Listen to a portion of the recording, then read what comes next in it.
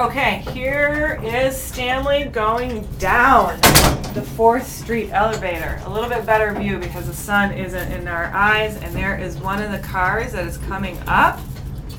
And J.K. Graves was the gentleman who had this built. He was a former state senator of Iowa.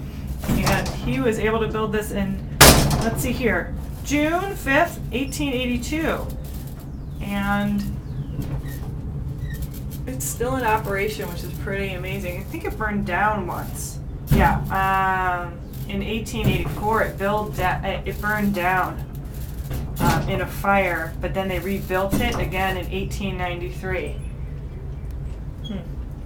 Kind of looks like it's been there. Let's see.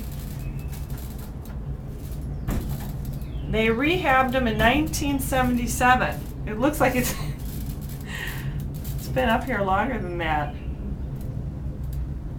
But the original gearbox drive, let's see here. It's been in some movies too. Okay, Stanley, our ride's almost coming to an end.